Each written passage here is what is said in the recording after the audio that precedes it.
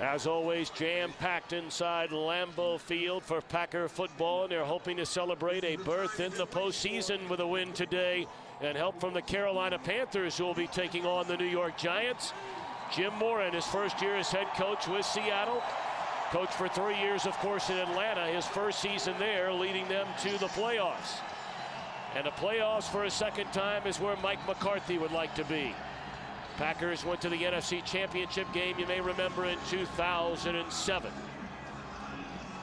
Green Bay has won the toss, selected to receive. And so right from the get-go, we'll get a look at Aaron Rodgers and this high-octane Packer offense. Well, they're a fast starting team. That's been their hallmark all year long. And when they start fast, they tend to finish fast. So that's what the Seattle Seahawks are going to have to kind of weather the storm and hope they can slow down this fast starting Green Bay offense. Boy, it certainly sounds not redundant. It sounds almost ridiculous, the importance of a fast start. But for this Packer team, it's played such a critical role in getting a team turned around from a season ago. So Lindo Mare puts a foot on it. Jordy Nelson from the goal line. And a good return by Nelson, still on his feet, up to the 33. Well, the numbers just don't lie about Aaron Rodgers. An outstanding season on his way to back-to-back 4,000-yard passing years, 28 touchdowns against just 7 interceptions, and perhaps coming off the best quarter of football he has ever had in a game on any level in his career, that fourth quarter at Heinz Field in Pittsburgh last Sunday.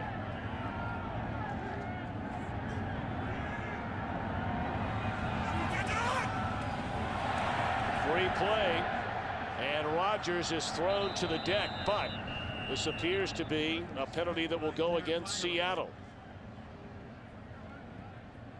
Brandon Mebane jumped a bit early. Offside, 90. Defense, 5-yard penalty, still first down. Of course, the officials trying to stay warm today. Brian, down in their locker room before the game, wearing the same attire scuba divers wear. Well, we need some of that. I don't know if it would look as good as they do right there. That's a good look. But they are definitely going to stay warm with that gear. So a 5-yard penalty. It's 1st and 5 for Rodgers and the Packers.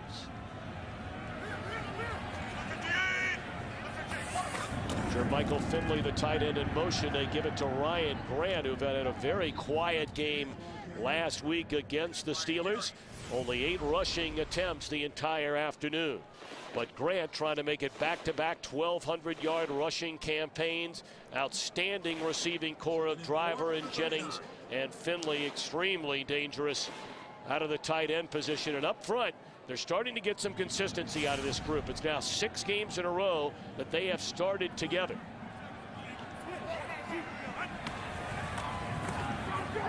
Rodgers' first throw. A tough one for Donald Driver to bring in. It'll bring up 3rd down for Green Bay.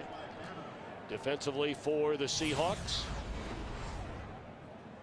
Kearney, Mebane, Cole, a former Packer, and Lawrence Jackson up front. Of course, they've been out with Lofa Tatupu since very early in the year, although David Hawthorne leads the team in tackles, has played extremely well, and a tall challenge for this Seattle secondary today.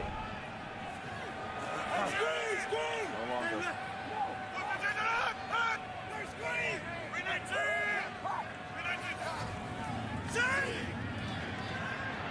3rd and 4. Rodgers is sacked all the way back in the 29. And Brian Billick, that's something you said the Seahawks had to do to have a chance here today.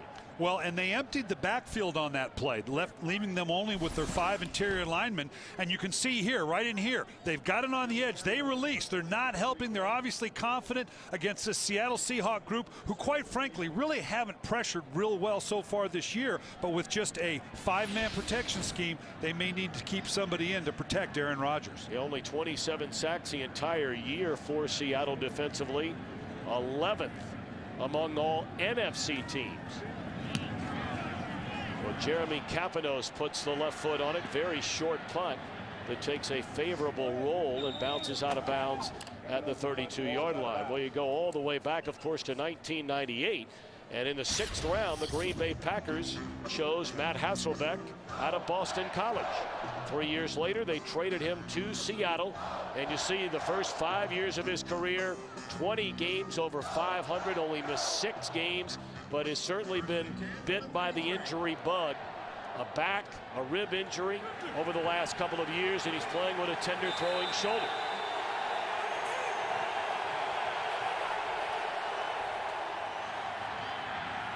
Julius Jones on first down, a 7-yard pickup, tripped up by Nick Barnett. Seattle plays today without Nate Burleson, missing a 2nd straight game with an injured ankle.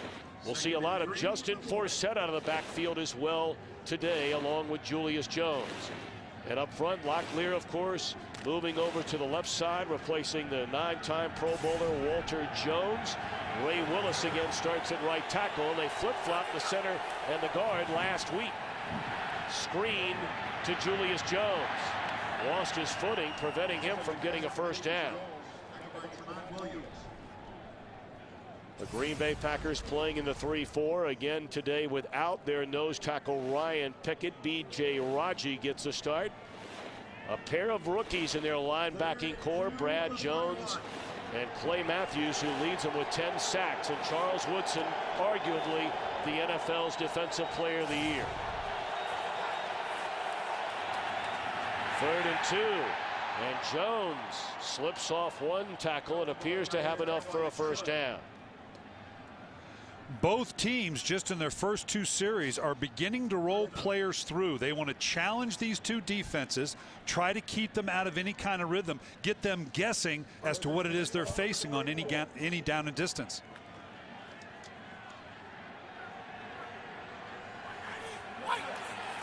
After the Packers go 3 and out, Seattle picks up a first down, and another, it appears, on a good run by Julius Jones.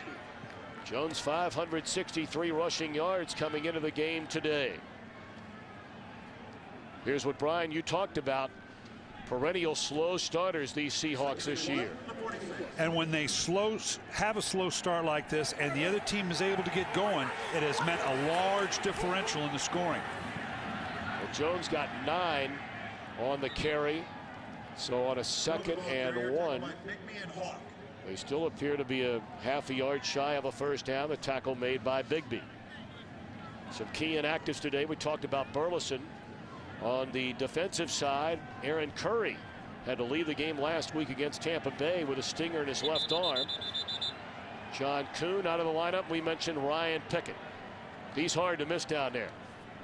Well, B.J. Raji, who is filling in for Pickett, you visit with Dom Capers. He's excited about the way B.J. Raji is improving. As he said, he was kind of playing on one leg to start, given an injury that he had early in the season, but he has really come on. He's a very active guy, big smile to his face. He knows that he's beginning to feel what it is to be a pro defensive lineman. So 3rd down and what, about 3 or 4 inches.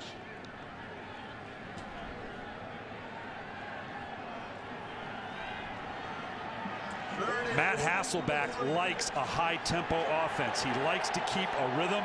He likes to press the defense. We're going to see how much of that he wants to do. Maybe even some no-huddle today to keep some of those substitutions with Green Bay off the field. An extra tight end checks in on 3rd down, and Jones has yardage good enough for a first down to the 45. First down.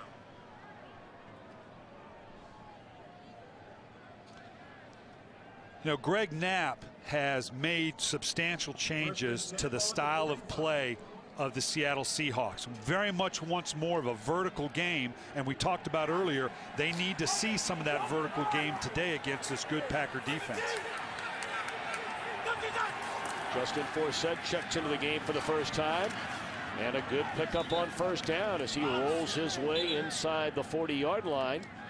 Forsett has seen significant playing time and has certainly made the most of it. And Jim Mora told us yesterday he'll get a lot of playing time over these final 2 games. Well, there are some that even said that he ought to challenge Julius Jones for the starting spot. Now, most of his yards came on 2 games. He had big games against Arizona and St. Louis, but he's a nice changeup back to go with Jones.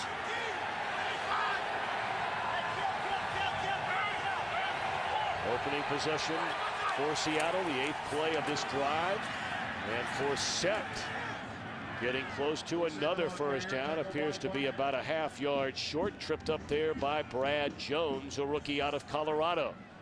We're seeing a bit of a commitment to the run here, Tom. The Seattle Seahawks are 28th in the league in rushing offense.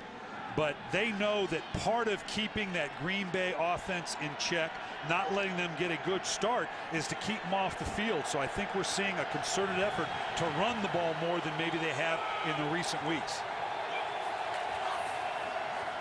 Play fake. And Hasselbeck throws it into the arms of A.J. Hawk. You really got to wonder about the play call there.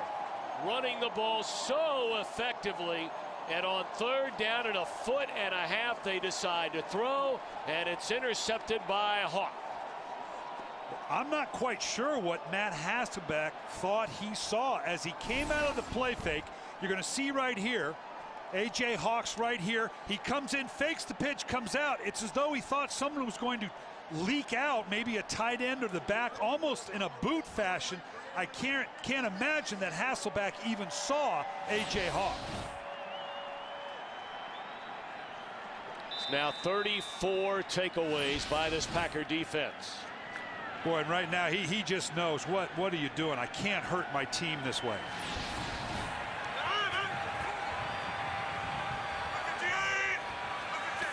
A pair of fullbacks leading the way for Ryan Grant. And Grant picks up 3 yards inside the 35 down to the 32-yard line.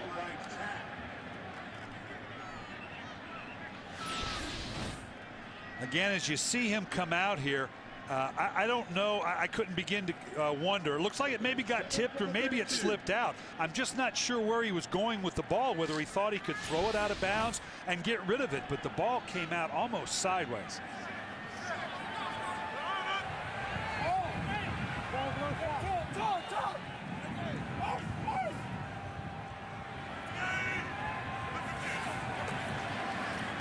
Four-man rush.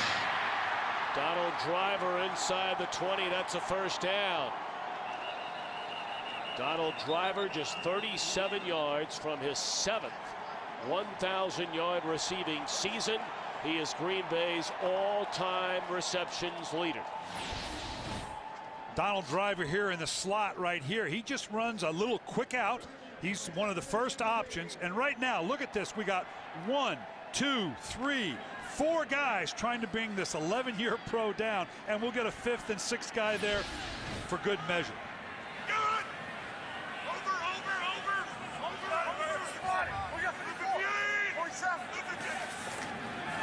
First down, he'll give it to Grant.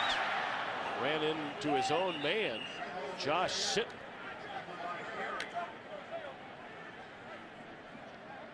Green Bay knows that going into the playoffs, if indeed they're able to fight their way in, they're going to have a good deal of balance. And they've got that with Ryan Grant.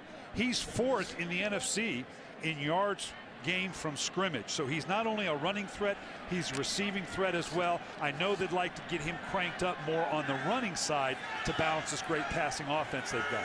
Grant to the sideline, and Brandon Jackson checks in for him.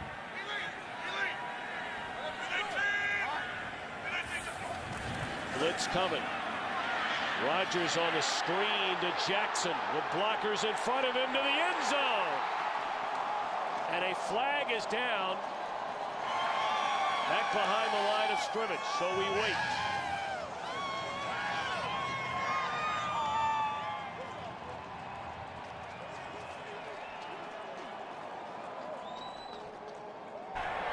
Personal foul, roughing the quarterback, 97 defense.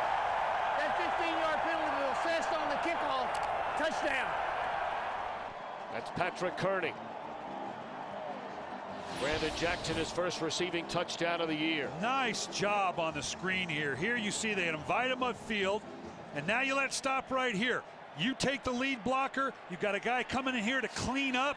Nice job convoying down the field. Very tough when you get a free rush at the quarterback to brush by, get a penalty like that on top of it. Packers out to a 7-0 lead. Only 4 plays spanning 35 yards. following the interception by A.J. Hawk.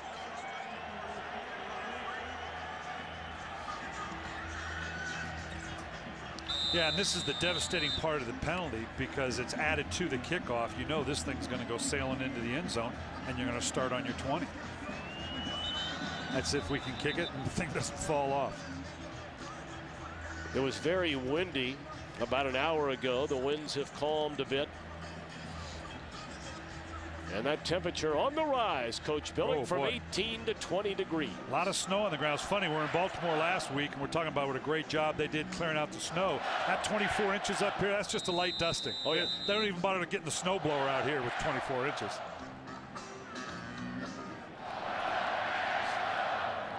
Well, Crosby does indeed hammer one. 4 yards into the end zone, and Justin Forsett will take a knee. See, the last 3 games been mighty tough for these Seahawks and Jim Mora. First down, they give it to Forsett, and he is met by Brady Popinga and Johnny Jolly. You know, and Hasselbeck kind of put it on himself. When he talked about the slow start, he says, and I'm part of it. For whatever reason, we're not in rhythm.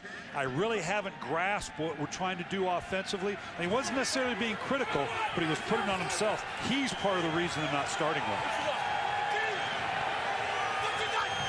They hurry up to the line of scrimmage, and they run it again with Forsett.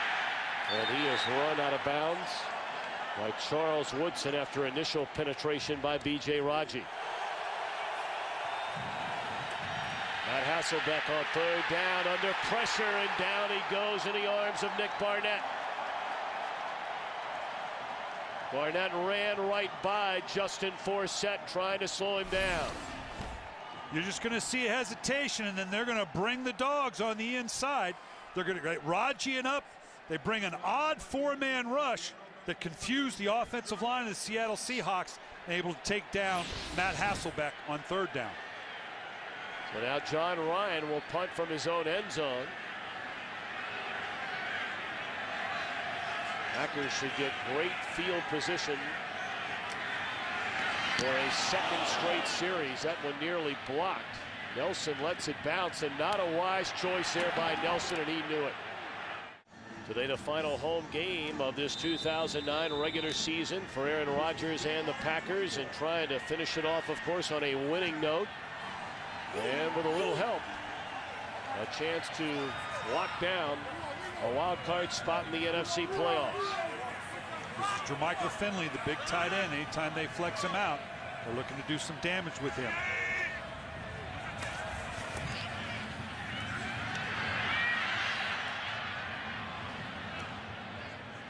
Second and 10.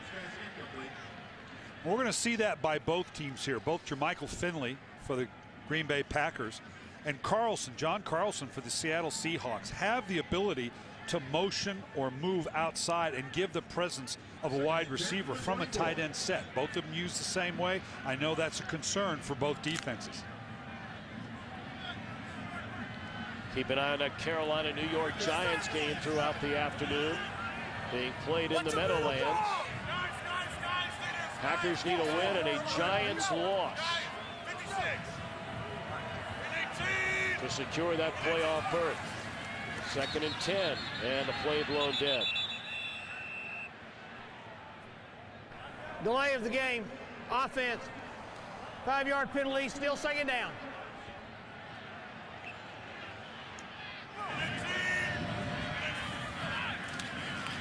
Second down and a ton for Rodgers, and he is sacked for the 2nd time today. The first man there, Corey Redding. Lawrence Jackson, Patrick Kearney came in to finish him off, but Redding, the man who did the damage, and now a late flag comes in the secondary. Again, now what we're going to see is a release Illegal by Ryan contact. Grant. 57, defense. 5-yard penalty, automatic 1st down. Wow. And what we see here is with no tight end in, no running back. Again, now this is twice we've left a 4-man rush against a 5-man line. The Packers lead the league in giving up sacks, and they've got given up two already in this 1st quarter. They've got to start thinking about leaving the tight end or the back end, particularly in a spread out formation, to give a little help to those edges of their offensive line. Well, they told us David Hawthorne was charged with that penalty. I have a feeling it was Jordan Babineau deep in the secondary because that's where the flag came from. But nonetheless, it takes away a sack, which would have been a 3rd and 30, and turns it into an automatic first down for Green Bay. And that's, as we said earlier, this has been the one Achilles heel for the Green Bay Packer offense. They're so efficient. Aaron Rodgers is having such a great year. But you look here, and both the penalties and the sacks, the combination of those two, this is the most penalized team in the National Football League. So that combination can be a tough one, too.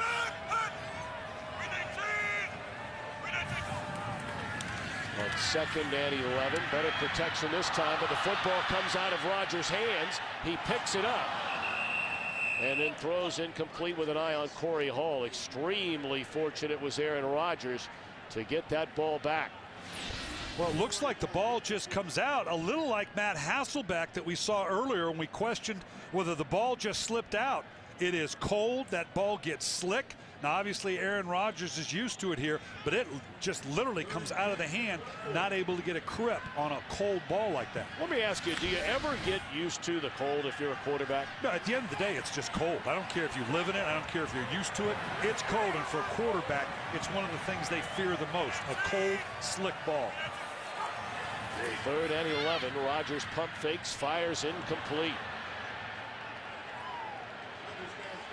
So despite a big penalty during that possession, Seattle stands tall, forces Green Bay to punt. And particularly late in the year, you would think Aaron Rodgers would think about going to a glove. That's what most quarterbacks are going to do, because there's only so much you can do to keep the balls warm. On the sideline, they may try to keep them warm, put them near the heaters, but eventually the ball's going to be on the field long enough. On a cold day like that, they are extremely slick. Papinos, a booming punt. Rolls inside the 25 and out of bounds at the 23-yard line. See, now, Brian Billick, your children are grown up. That is the NFL's version of the baby Bjorn right there. That's a good setup right there. You're right. The grandkids are coming, though, pretty soon. Not too soon, honey. You might want to let your daughters know about that. Yeah, well, hold on. Not too quick. But... First down for the Seahawks, trailing 7-0.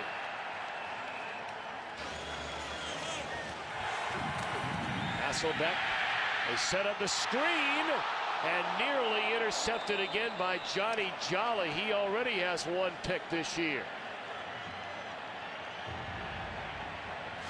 This is a nice job by Jolly right here as he comes in on the rush. There's a sense that the defensive lineman knows, I'm getting home, wait a minute, it's too passive. The instincts say, no, I'm not getting home, this is not right, and just jumps up, almost tips the ball right back into his hand. That's a nice athletic move for a big man like that. And he is a big man, 6'3", 325 pounds. 3rd down and 12. They swing it to Julius Jones. And he's run out of bounds at the 25-yard line. 3 and out for Seattle. So their struggles continue in the opening quarter. And we talked about how they need to find some vertical plays down the field. It's a big part of what they're supposed to be able to do, but they're not a very explosive team. For a team that stresses as much, they're the second half or the second division, so to speak, in terms of generating big plays. They haven't taken a shot down the field yet. Good punt. My, what a punt by John Ryan. And a fair catch signal for the 27 by Nelson.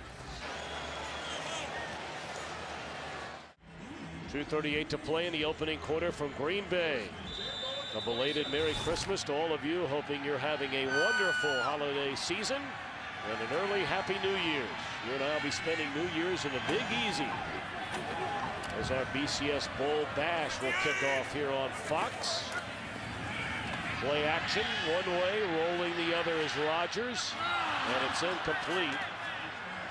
Somewhat sloppy throw there by Rodgers with an eye on Corey Hall. Well, I think he changed his mind at the last minute. He saw Donald Lee coming across the field, and at the last minute decided, no, I don't want to throw it there. And I think it caught the running back off guard that the ball actually came out to him. So right now, I tell you what, for a team that starts fast, these Green Bay Packers don't have a lot of fluidity to them right now. They just don't seem in sync.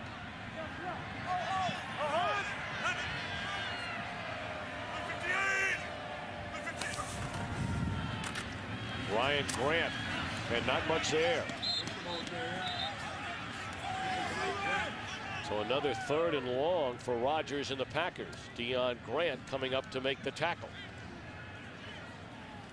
Ran his 10th season out of Tennessee. Has started all 48 games since signing with Seattle as a free agent in 2007.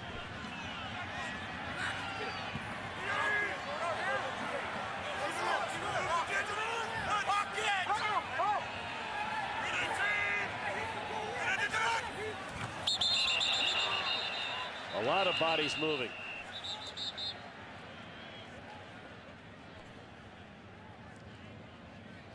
Well, Aaron Rodgers is working them. That's twice now, if indeed this holds up, and this is against Seattle. We'll see whether they were enticed or they jumped off sides. Encroachment, number 94, defense. 5-yard penalty, still 3rd down. But you can see Aaron Rodgers is working the snap count here, particularly out of the gun. They heard or saw something. No one flinched. They're going strictly off the snap count. So Aaron Rodgers must be working multiple counts, particularly out of the gun. And you can do that when you're at home to see if you can draw off this pass rush of the Seattle Seahawks. So 3rd and 9 becomes 3rd and 4. 4-man rush. Rodgers looking for the home run ball. And he's got it to Greg Jennings.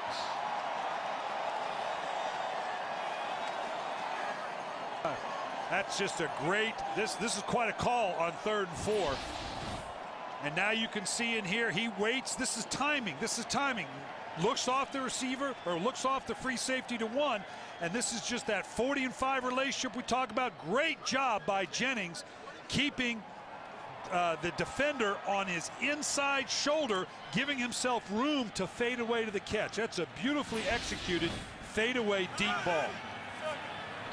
So over 1,000 yards again. Greg Jennings on the season. Timeout is called by Seattle. Aaron Rodgers having a heck of a 2 seasons. It is indeed. First 2 seasons in the league. Had all the pressure of replacing Brett Favre here a season ago. They go right back to Jennings. And he's inside the 5. Broke the initial tackle of Trufant. And then lots of daylight. Just a great 1-step out here now. He's going to 1-step and come back. And if you can make a guy miss in the open field, usually those types of plays don't yield a lot because the DB's able to come up and make the tackle. But that's an excellent move. Gets him down inside the 5-yard line. You can see he's excited about that. That's as easy a catch as you're going to ever make. So from the 3, Spencer Hayner in motion. They give it to Grant. And he leaps very close to the pylon. Did the ball break the plane? It is a touchdown.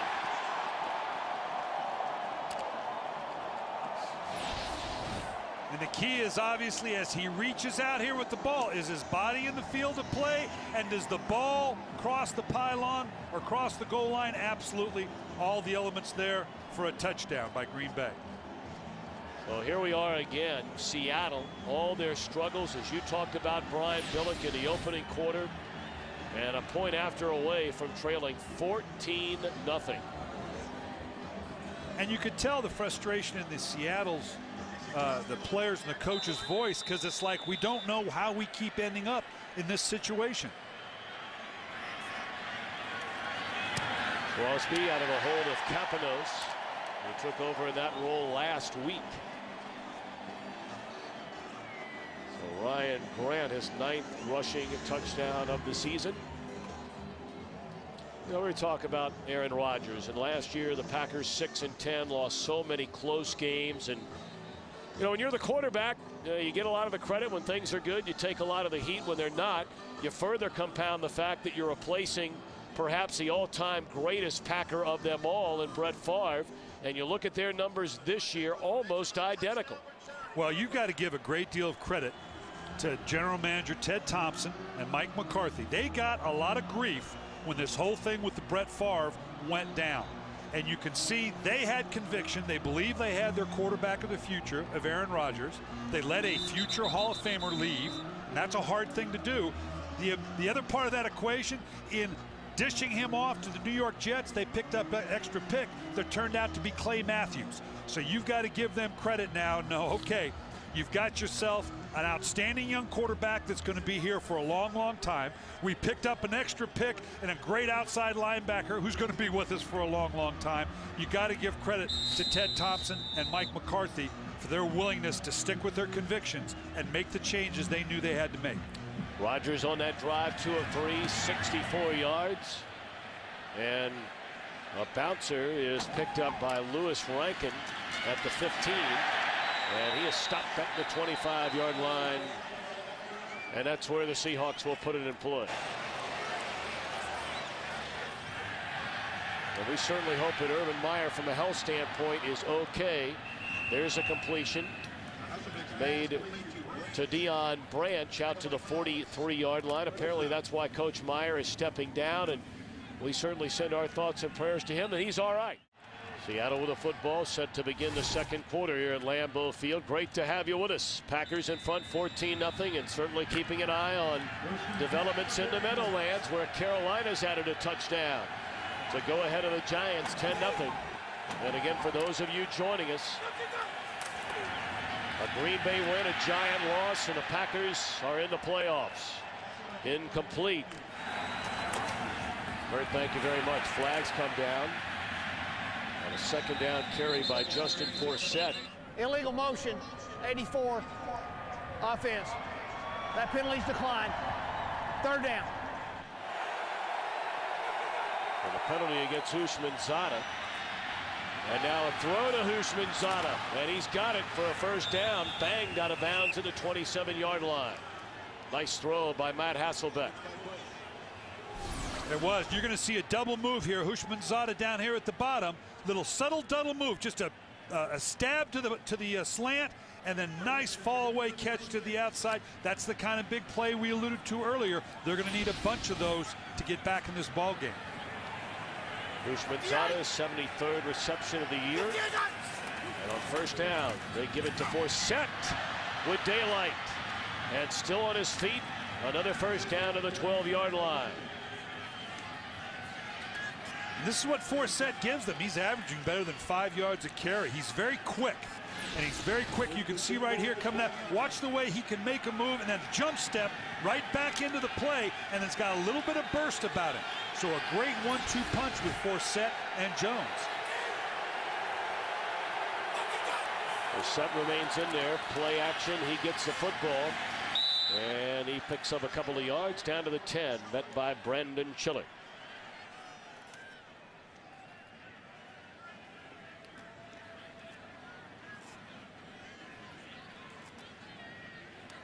A balmy 20. That was in the first quarter. And we're really starting to warm up. Oh, yeah. It's humidity on the rise. It's getting hot in this booth. I can't feel my feet.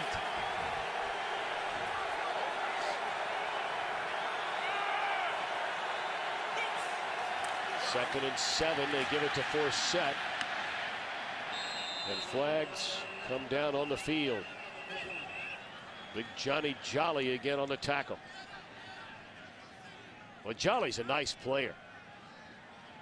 This entire defensive front has played well for Green Bay. Illegal formation, number 83, offense. He covered up the tight end. 5-yard penalty, still second down. Now you talk about Jolly.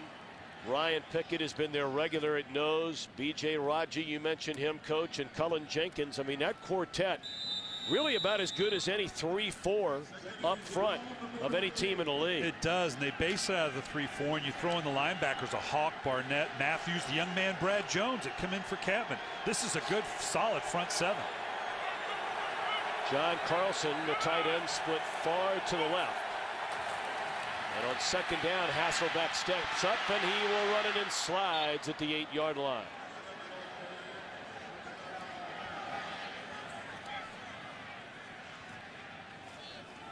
Huge interception thrown by Hasselbeck on a pretty impressive drive for Seattle to start the game. It led to a touchdown.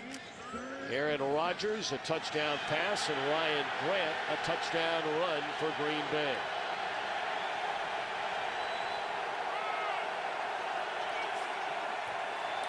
3rd and 6. That ball was tipped and it's intercepted.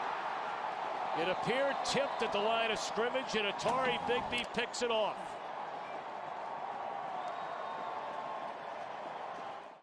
A big turnover right there by Seattle. Knocking on the door inside the 10. A tip pass into the arms of Atari Bigby. His 2nd interception of the year, and Green Bay with the ball at its own 20.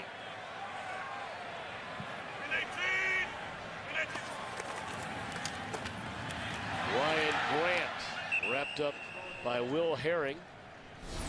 Double whammy. First, you're going to see the ball tipped by Jolly. So Matt Hasselbeck got his eyes on what he wants to do. It gets tipped, and then you come back and you can see here Hushmanzada slips at the top. Bigby then allowing to step in with just a bit of the redirection of the tip ball. A 1-2 punch that leads to Matt Hasselbeck's 2nd interception.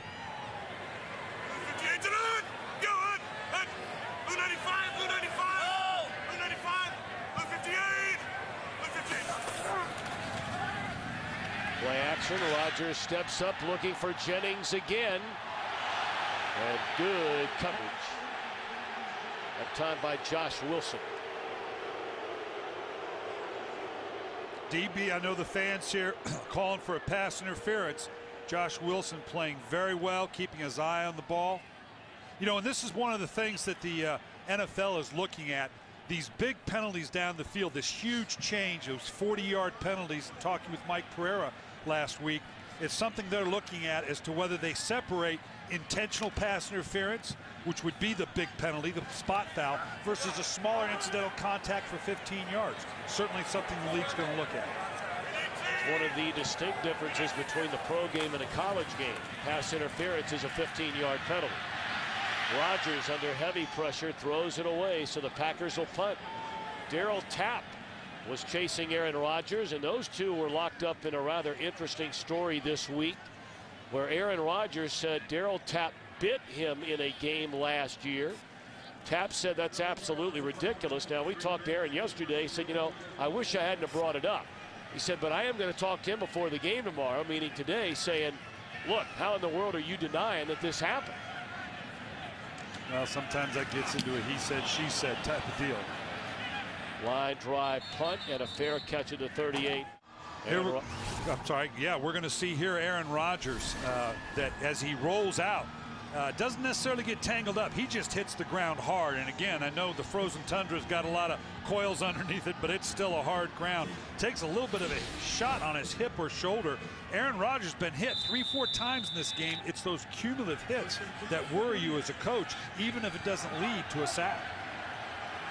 Well, Seattle, good field position at its own 38-yard line, trailing 14-0. And Hasselbeck to throw on 1st down across the middle through the arms of Dion Butler. 2nd down and 15. They give it to Julius Jones.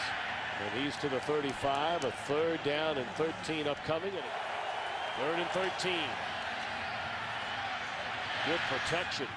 And a good throw by Hasselbeck, and that's caught by the rookie out of Penn State, Dion Butler, in midfield, a 1st down.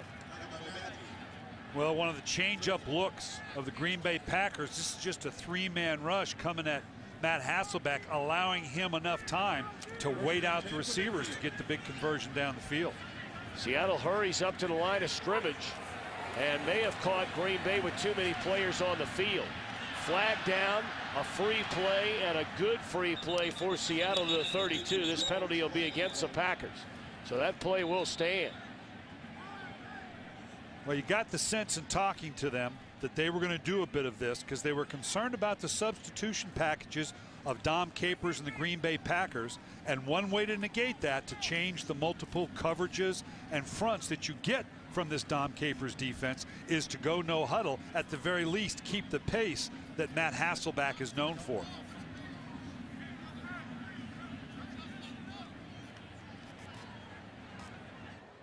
Not sure what the official trying to sort out here. You know, part of the deal is when you rotate personnel offensively, you have to give the defense time to adjust. And they may have had a substitution package that they're questioning whether that was allowed or not, or whether Green Bay had adequate time to make that substitution. Well, they're still talking about it. Greg Knapp hoping this thing holds up because they've got a little bit of life for Seattle with those couple of those plays. Let's see what Walt Coleman has for us. On the field, on the defense. That penalty is Klein. Second down.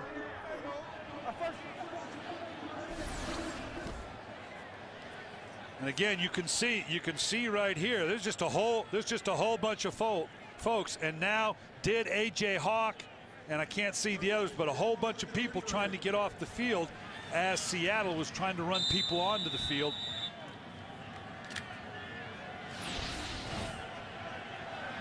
Empty backfield on first down for Seattle at the Green Bay 33. Pump fake. And then up top, catches made by Deion Branch, and that's another first down of the Green Bay 15.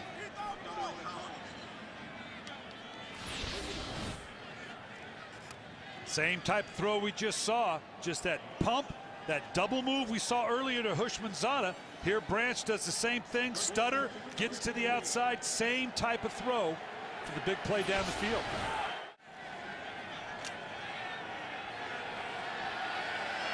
Matt Hasselbeck on that completion becomes the all-time franchise leader in passing yards. He already surpassed Dave Craig this year in attempts and completions, and now number one in the passing yards category.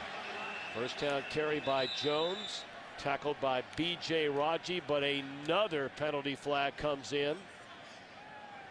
If it's against Seattle, it's their seventh. 75 offense. 10-yard penalty, still first down. Wow, 7 penalties, and we have over 9 minutes left in the first half for Jim Mora's team. And this is typical of what has killed Seattle. It's no one thing, no one player. You can play the entire game, 65 plays. Locklear in this instance, well, only had one holding penalty, but then it's the next guy, the next guy, the next guy, and all of a sudden you got 7, 8, 9, 10 penalties. So first and 10 at the 16 goes to first and 20 at the 26. Blitz coming, and they drop it off to the tight end Carlson, his first catch today, and he spins his way inside the 20, close to the original line of scrimmage. Carolina piling it on the Giants, 24-0 midway through the second quarter in the Meadowlands. Wow. Yeah, and in the Meadowlands, as you said, that's a bit of a shocker right there.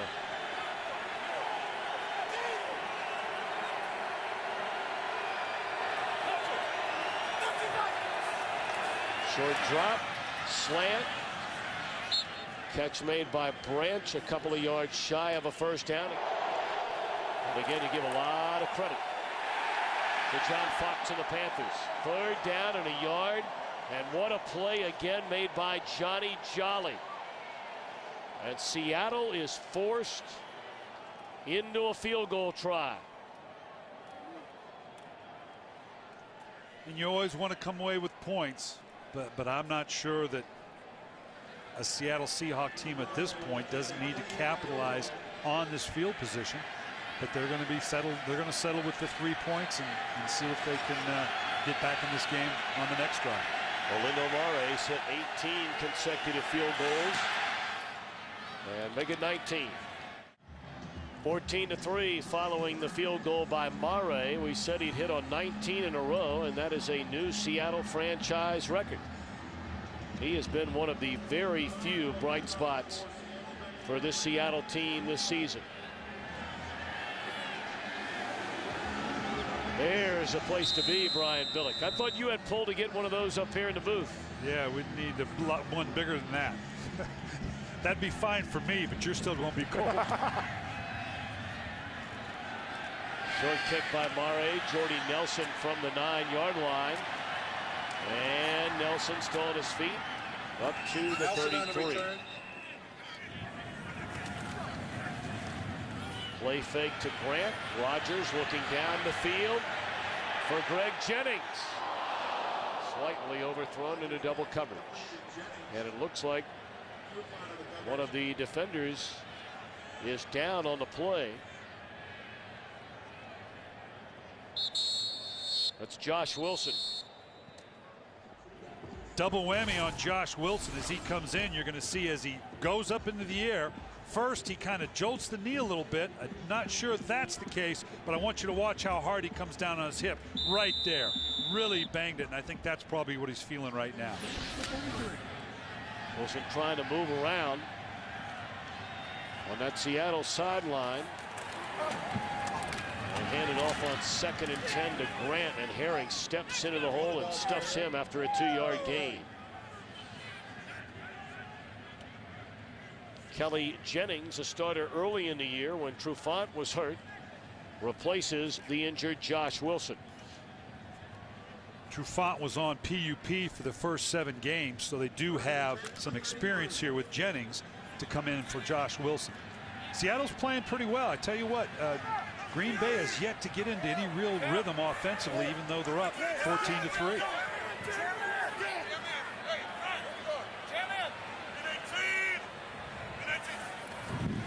On a 3rd and 8, Rodgers flush from the pocket, looks, he's a leading rusher among all quarterbacks in the NFL, and picks up a first down, tiptoeing out of bounds at the 45. I mean, you don't talk about that much when you talk about quarterback play, but you know, when you're the leading rusher among all quarterbacks in the NFL, that's something to add to the resume.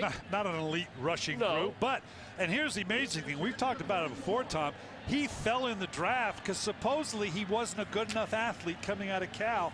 He always has a little smirk on his face when you talk about this, because now he's known for an athletic quarterback that can move around.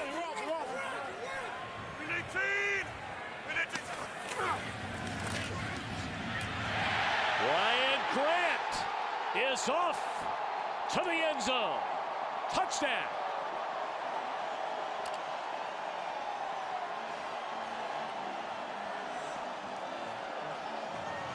A 56-yard touchdown burst from Ryan Grant.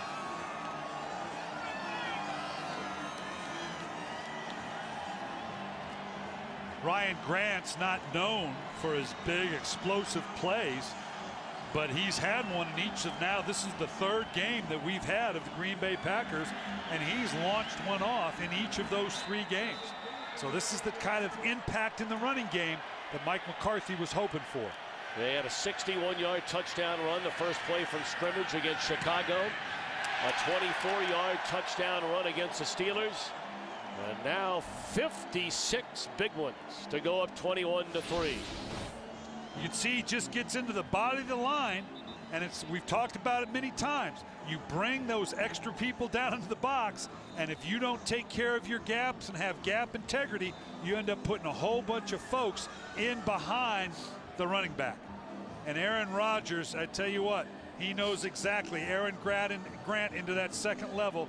Aaron Rodgers loves this because he knows it's going to pay dividends for him off play action fakes and the ability to get the ball down the field in the passing game as well. Still 5:36 to play until halftime. And we have learned from the Seattle sideline it is the hip of Josh Wilson that he injured on that first play of that possession. And his return is questionable. Yeah, this right now, I'm not sure they're going to give him back. I don't know if we're going to get Ryan Grant back because that crowd doesn't want to let go of him. All part of the lure here in Lambeau Field, the Lambeau Leap. Well, it really is unbelievably unique. Really anywhere in professional sports, as Forsett brings it out to the 27-yard line. And a flag comes in late. May have been a face mask at the end of that play. You're talking about a city with barely over 100,000. Personal foul, face mask, 33. Kicking team, 15-yard penalty from the end of the play. First down. A little over 100,000 as far as population is concerned in Green Bay. I mean, there could be for professional sports for 1 billion years, and no city this size would ever be awarded any franchise in any sport. Here you can see just a little pull of the face mask. A little bit head bob. The official's going to call that every time. Obviously, much needed field position for the Seattle Seahawks. Brandon Underwood, the rookie out of Cincinnati.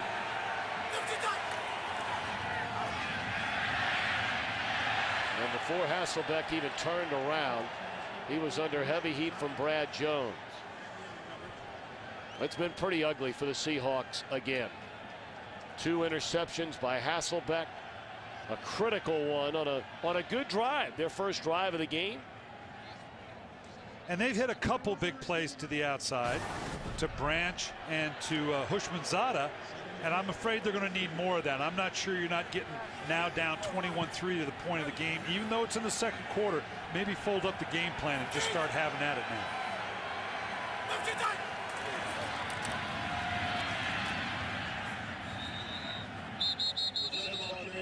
Or set out to the 46-yard line.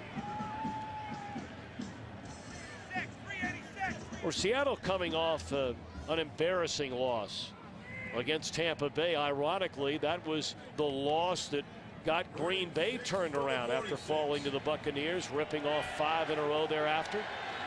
And it was tough. Jim Moore challenged his team after a tough 34-7 loss to Houston, only to come back and fall to Tampa Bay 24-7. 3rd and 6. Hasselbeck hit as he throws. And some jawing going on down there. Nick Barnett with one of the offensive linemen.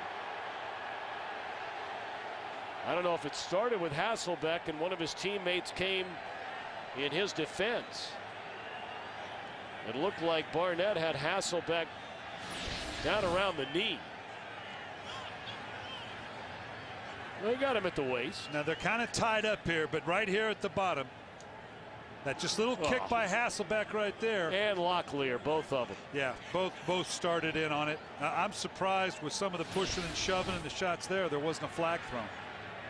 I mean, Barnett had him around the waist and pretty much let him go once his arm slid down around Hasselbeck's knee.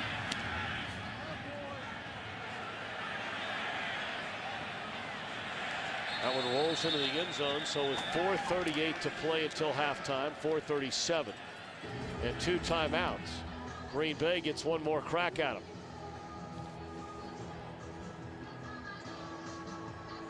Well, and you know, people look at time of possession a great deal, Tom, and you know, I don't that's know why. well, every game we do, it doesn't mean a thing. But it's only time of possession if time of possession leads to points, and it hasn't. When you have turnovers, when you're not able to take advantage, and here clearly the turnovers by Seattle a big factor in it. But you're right, possession in and of itself is useless. People make too big a deal of it. It only if it accounts for points that the two can be related. Otherwise, it's, you know, you don't get any points for just holding on to the ball more than in your opponent.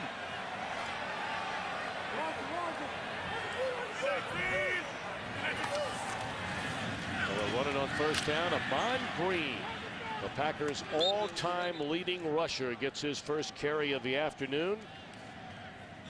Was signed in late October, was Amon Green.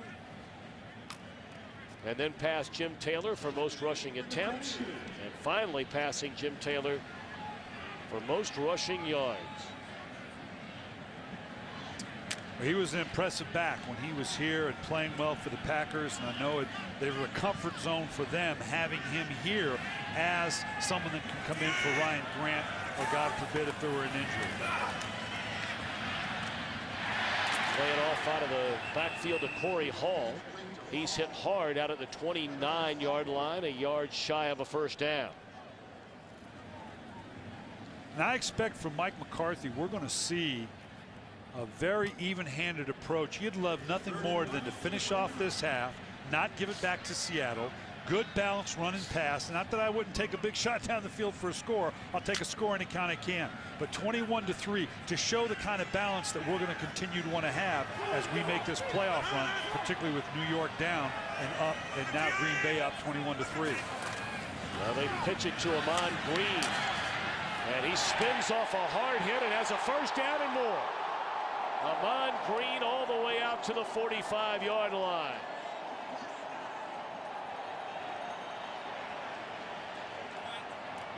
It's just good hard running by Amon Green. I mean, it's a well-designed play, and they're going to get off the right side here. Just going to work in a zone play. Then he's going to end up cutting it back. And not so much as a cut as just staying alive as he comes in here. Good contact. No one's wrapping up. Everybody's trying to get a knockout punch here. No one's wrapping up on the big back. Just good physical, good pad level, kind of physical kind of running game you love to have, particularly if you're the Green Bay Packers. Quick throw by Rodgers to Donald Driver, and he's to the Seattle 48-yard line. Well, will the Packers let it run down to the 2-minute warning? It appears they will, as Rodgers makes his way to the sideline. And we've just seen on that last play, you get the running game cranked up. Now all of a sudden you can play action off it just like we saw the last play. Opens up a whole world for the Green Bay Packers. 2-minute warning. Going to look at some of the leaders offensively for Green Bay. Not a great game for Rodgers by any stretch of the imagination. Ryan Grant already 73 yards rushing and has one more rushing attempt in this half than he had in the entire game against the Steelers last weekend. On a 2nd and 3.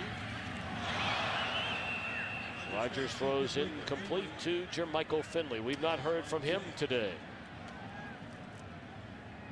I think Rodgers expected to be Finley maybe a yard one way than where he turned out. And you're going to see Finley. Finley's all the way in here, and he expected him to break, I think, not turn so far out. See, he jumped to the outside. I think he expected him to just spin and sit into the hole, and that's the kind of thing that a veteran like Aaron Rodgers will get his coached his young tight end up to do. 5 receivers set on 3rd down. Wide open down the middle of the field is Jennings. Inside the 20 and all the way down to the 10-yard line.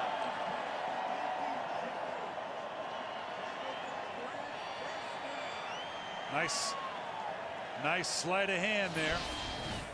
You're going to see Jennings on the outside here, and they bring Finley now down in here, who they've gone to a couple times, comes right in behind him in that little void that he creates by going to the flat. It's amazing how many of the big plays the Packers get on little throws like that. They're one of the more vertical teams in the league, but they don't throw the ball down the field as much as you would think given their numbers. A lot of them are those 10 and 12-yard catches that go for 20, 30, 40 yards. A 100-yard receiving day again for Jennings.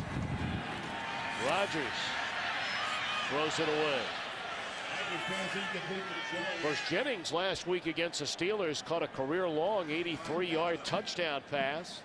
It was also the longest completion in Aaron Rodgers' career. Well, you talk about a big play guy. Jennings has scored 28 touchdowns. 13 of them have gone for 40 yards or more. And as I said, a lot of them aren't necessarily the big plays down the field. It's like you're saying, they make a ton of yardage off of intermediate passes that turn into explosive plays. Finley in motion. They give it to Amon Green. And that did not fool Mr. Darryl Tapp. Clock ticking down under 50 seconds. And a 3rd down upcoming for Green Bay. 4-man rush. And it was 3rd and goal. The catch is made down at the 2-yard line. And I think you can see Aaron Rodgers. He turned to Mike McCarthy kind of to say, hey, what the heck, let's go. Kind of threw his hands up, said, we're down here. We're up 21-3. Let's go ahead and send a statement. Let's take a shot here. At this point, you're kind of wishing you hadn't let the clock come down and use that timeout at 15 seconds, which is still a head scratcher to me. Looks like they're talking about it. They're going to go for it here. Now, with 8 seconds, you do have time for one shot to the end zone since you're down on the 1-yard line. You pretty much have to throw it because you're out of timeout. You don't have time to run your field goal team on. Well, it's a 4th down.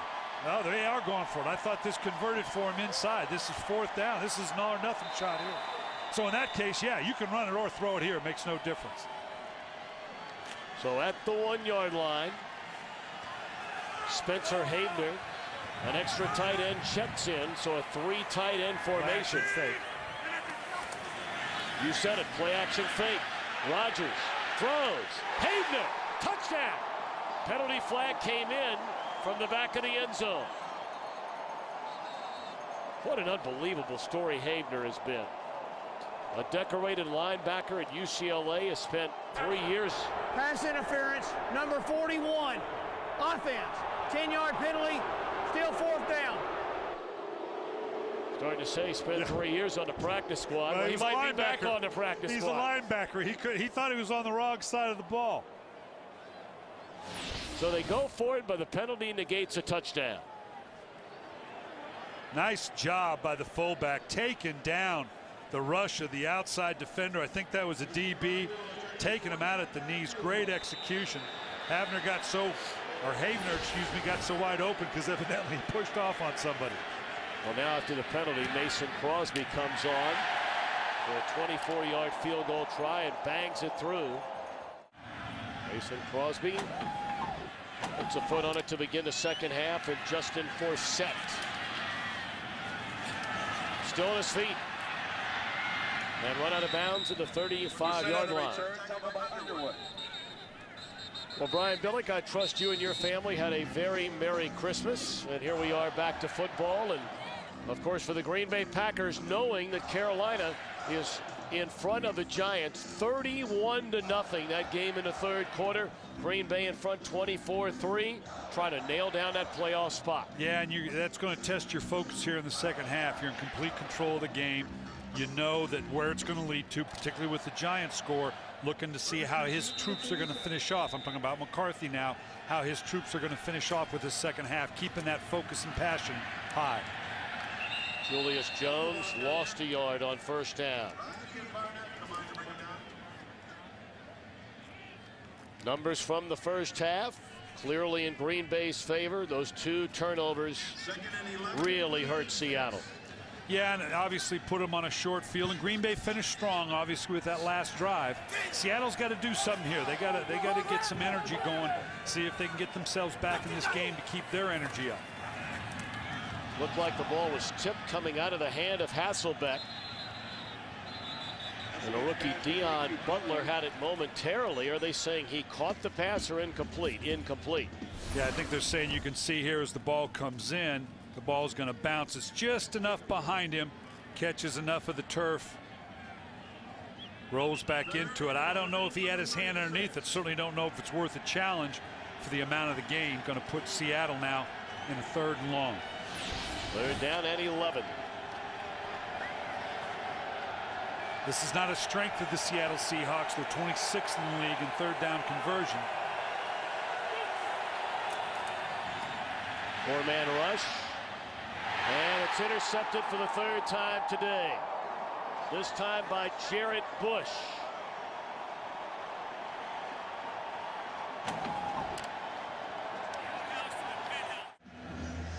Both quarterbacks have been under a lot of pressure in this game today, especially Matt Hasselbeck. Hit as he threw there a moment ago, and that pass turned into his 3rd interception of the game. First possession for Green Bay in the second half, and Ryan Grant for a couple of yards. Well, 2 components. First, you're going to see Clay Matthews coming off the edge here, really putting pressure on Matt Hasselbeck. And then I thought maybe the receiver flattened off, but this is just a great play by Jarrett Bush. Watch the way he transitions, jumps to the inside, rides, sees it's an inside route, turns, and now becomes the receiver. Actually beat Houshmandzadeh to the punch. Excellent technique by Jarrett Bush. Of course, Bush allowed 3 big plays in that loss to Pittsburgh last weekend and heard a lot about it. We asked Mike McCarthy about Jarrett Bush yesterday, and he said, look, we're asking this guy to do a lot of things right now. There's an incomplete pass. He said he is on every special teams that we have. And because of the injury to Al Harris and some other guys being nicked up, he's in a spot they weren't expecting him to be in this year. But that was a nice play there by Bush. It was, and that's a legitimate concern for Coach McCarthy, because you're talking about maybe 15, 20 special team snaps on top of the extended defensive duty that he has to because of the injuries that you alluded to. That's just good coaching on Mike McCarthy's part, recognizing the demands on his players.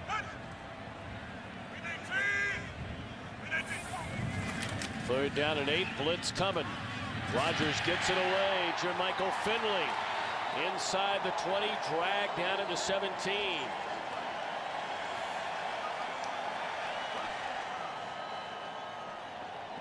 Nice throw by Aaron Rodgers, letting Jermichael Finley use his size. Not exactly a back shoulder throw, but let him use his body. He's a big receiver. And now doing it again back on the backside. Anytime they get Jermichael Finley on the backside, they're going to look to see the matchup. Deion Grant, a good DB, but again, the size differential allowing a big receiver like Jermichael Finley to use his body. 28-yard gain on that completion to Finley, and now Grant bangs his way to the 10-yard line. Grant zeroing in on another 100-yard rushing day.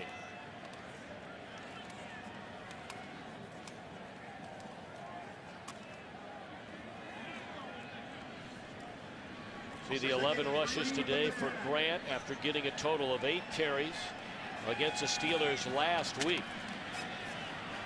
And that game turned into a track meet. So sometimes it's easy to get away from the run because you know what you have to do to keep up with a very hot offense, which was the case in Pittsburgh.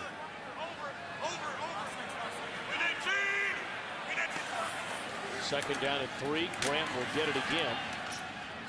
And just short of a first down is Ryan Grant, a yard short. You know, oftentimes you'll hear the term, well, he quietly goes about his business. I'm not sure there is a more accurate description of that than Ryan Grant. When you look at some of the running backs around the NFC, to think he has the 4th most rushing yards, to me, is astounding. And you're right, because you look at the names here, and obviously all recognizable, but you know, you talk to 9 out of 10 people that are football fans, I don't know they would come up with the name Ryan Grant to go with the others. Third down and 2.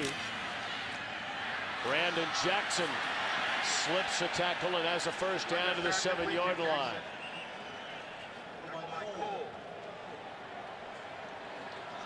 Broke the tackle of Leroy Hill.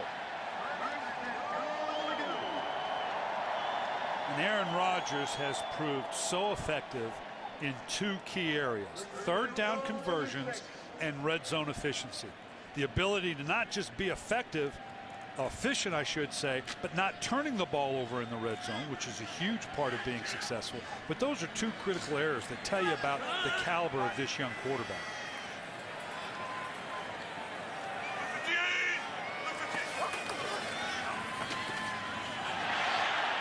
Cutting it the other way, Brandon Jackson into the end zone.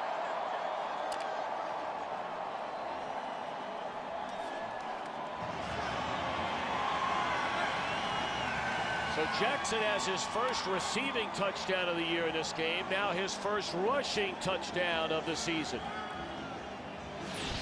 And this is all Jackson here. You're going to see on the outside, he starts one way, and then right here, Will Herring's got to recognize he's coming back the other way, but recognizes too late. And that's just all Jackson outrunning the defense around the edge to get the touchdown. See Aaron Rodgers on that scoring drive. Both of those completions came on third down, which you talked about a moment ago, Coach Billick. Well, anytime you look at a quarterback, you're looking at him, how does he perform in critical situations, and there's nothing more critical than a third down and in the red zone, particularly a third down in the red zone. So a double whammy by Aaron Rodgers there. Very short kick for set from the 15. And he's to the 30-yard line. The score now is just gone to 34-3. Carolina's tacked on a field goal in the third quarter. Blitz coming. They pick it up. Hasselbeck down the field into traffic. And it's knocked down by Atari Bigby. Matt Hasselbeck just having to throw up a wing and a prayer here, because now obviously down 31-3. And this is now they're going to kick it into a mode where Matt Hasselbeck, and he likes the 2-minute, he likes the open spread offense. And if nothing else, it's okay. Let's get back to doing what I like doing. Let's pitch this thing around. I'm a little surprised they're not in a no huddle.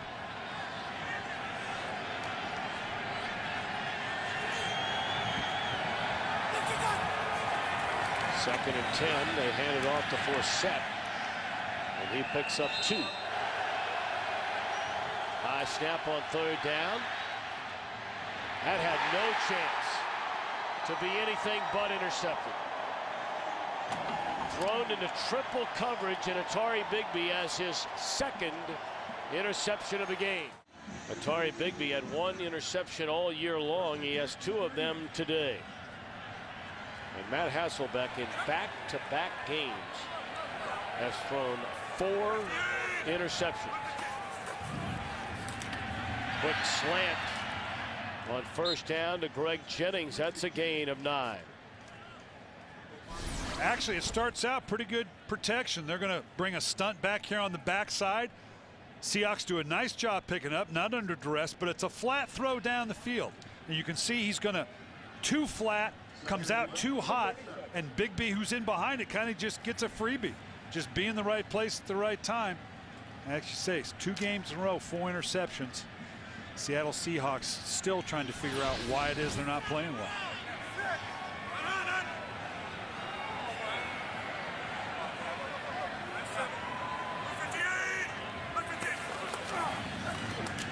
Ryan Grant appears to have enough for a first down. You know, in a game often overloaded with statistics, consider this. All 4 interceptions today thrown by Hasselbeck, all 4 have been on third down. Aaron Rodgers and Tom Brady are the only 2 quarterbacks in the NFL that have not thrown an interception on third down the entire year. And that really does come down to focus, intent, plan.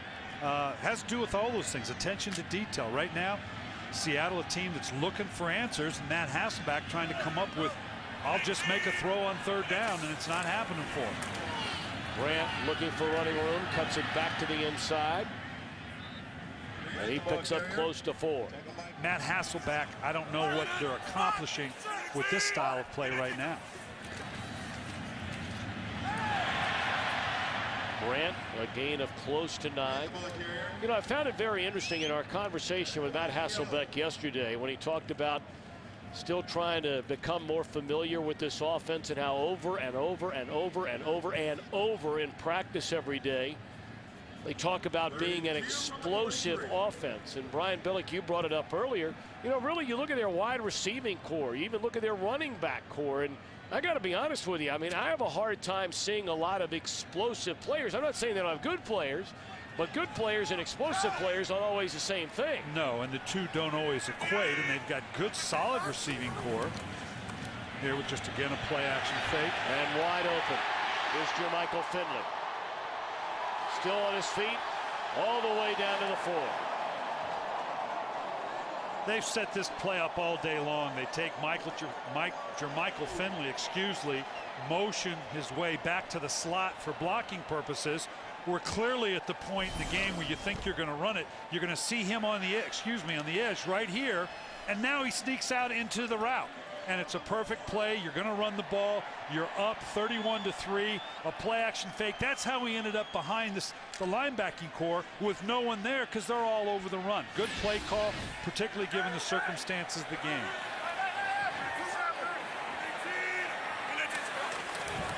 Jackson still on his feet, and for the 3rd time today finds the end zone. Twice on the ground, once in the air for Brandon Jackson today.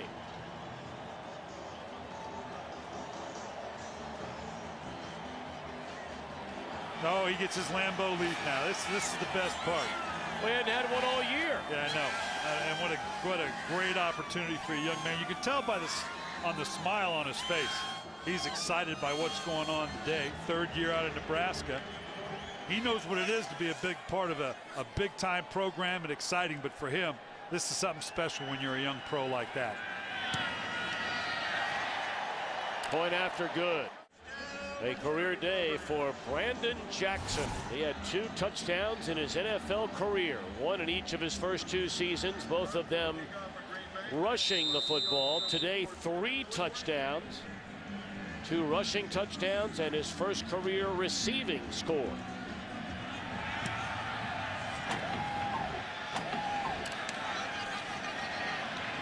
Rankin out across the 25 up to the 30-yard line. Yeah, this is kind of what, and I want you right here. He comes out of the huddle now, and he knows he's getting the ball here. He's not a big guy to begin with, and I want you to watch. He's hiding behind Aaron Rodgers. He doesn't even want them to know they're there. It's like, okay, if they don't know I'm here, they can't know I'm going to get the ball. That's good gamesmanship by the young Mr. Jackson. Ends up getting a touchdown for himself. And they obviously didn't know he was there. Nice job. That's all part of the game. I love it. Handed off to Julius Jones. Will Matt Hasselbeck on first down, and that's a gain of 5 for Jones. Brian, going back to your days as an offensive coordinator and then later a Super Bowl winning head coach, when you're down 38-3, if you're Jim Mora and you have almost a quarter and a half left of football, what do you do play calling wise? Well, they're obviously going with the basic game plan that says, let's just get a score. Let's just try to show that we're a professional football team, can get through a series without making a mistake, without getting a penalty, can convert on 3rd down. I mean, you never say the game's out of reach, but you're down 38-3, which would say, okay, go no huddle, throw the ball up. But you've tried that, and you've thrown 4 interceptions. Let's try to look like a professional football team right now and see if we can go the length of the field and score. Well, they get a first down. At their own 40, Hasselbeck out of a shotgun. And the catch is made by Hushman Zada.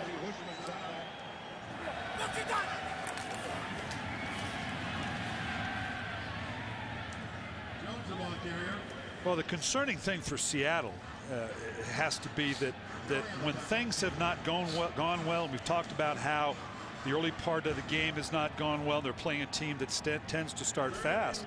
When they get beat big time. They lost to Tampa 24-7, Houston 34-7, Minnesota 35-9. When it doesn't go well, it doesn't go well, and they not only get beat, they get beat big.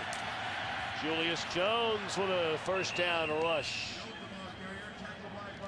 And dropped by Nick Barnett to the 42-yard line. Now they've got a nice drive going here. They're showing the ability to kind of sustain things here. Continue to run the ball. They may get a play action fake again to get a big play down the field, particularly if you get the running game started, to give you that opportunity. Most big plays come off play action fake.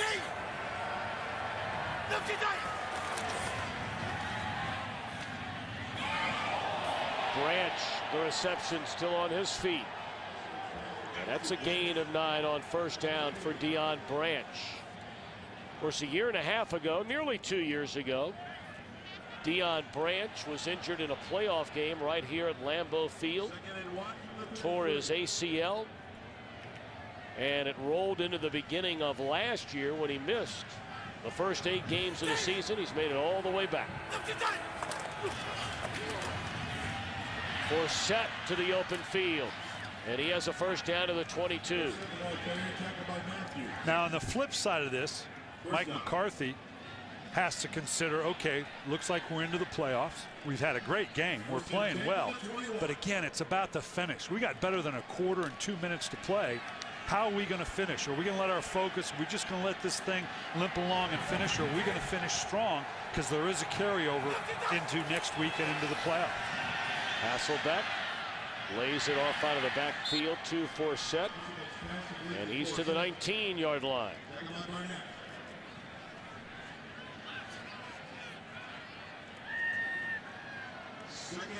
Matt Hasselbeck is one that likes a tempo, and I think one of the frustrations with their style of play is that it does slow. They substitute personnel a great deal more than he was used to under Mike Holmgren. And that's part of the transition for him into this type of offense. Big old B.J. Raji wraps his arms around Julius Jones. And when that big fella gets a hold of you, you're not squirting loose. For a big man, you're going to see right here in the middle, he's got incredible quickness about him.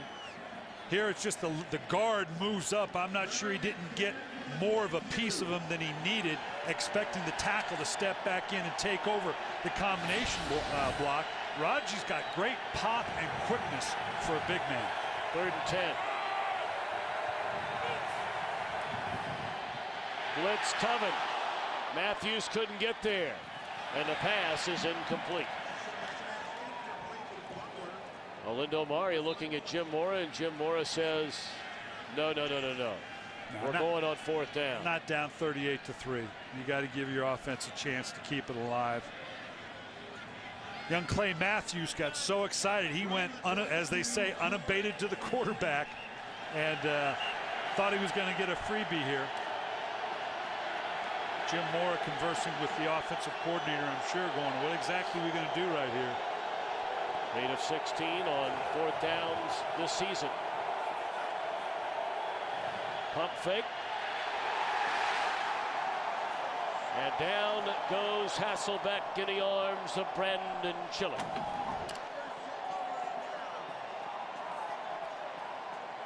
Well, Hasselbeck is hot. Chiller's coming from the middle. Now you pull the ball down. Excuse me. Chiller's over in here. He was looking for a double move. It obviously wasn't there. He had to pull it back down, go to the other side, and on a 3-step drop, that usually leads to disaster. You don't have that type of time, particularly with a stun on the inside. Looked for the double move to start at the top. Was upset. Looked like he was upset with the official. Was looking for some type of pass interference or holding call and didn't get it. Well, the afternoon is over for Aaron Rodgers with a 38-3 lead. They'll give it to Matt Flynn. In his 2nd year out of LSU, was a 7th-round draft pick a season ago after leading the Bengal Tigers to a national championship. Well, this is a smart move by Mike McCarthy. Game clearly in control. Rodgers had a good day. Why expose him, even though you're going to do nothing but hand the ball off a whole bunch? Why expose him to any more shots than he has to? So that's the end of the 3rd quarter. Well, right from the get-go, it's been all Packers today after that very early interception on what was a pretty good-looking opening drive for Seattle. And now Matt Flynn will quarterback this final quarter from Lambeau Field in this 2009 regular season. Flynn, short drop, fires a strike to the far side to Donald Driver. I'll tell you one thing about Flynn, and had a chance to see him in college, including that national championship win over Ohio State. This kid's a winner. I mean, I don't know anything about playing quarterback in the NFL. Brian Billick, that's what you know. But well, this kid is a winner. I know to a degree. If I knew better, I wouldn't be up here in the booth with you. But Mike Flynn, Flynn, Matt Flynn, this is valuable time, Tom. This gives this young man a chance to actually play and get some experience.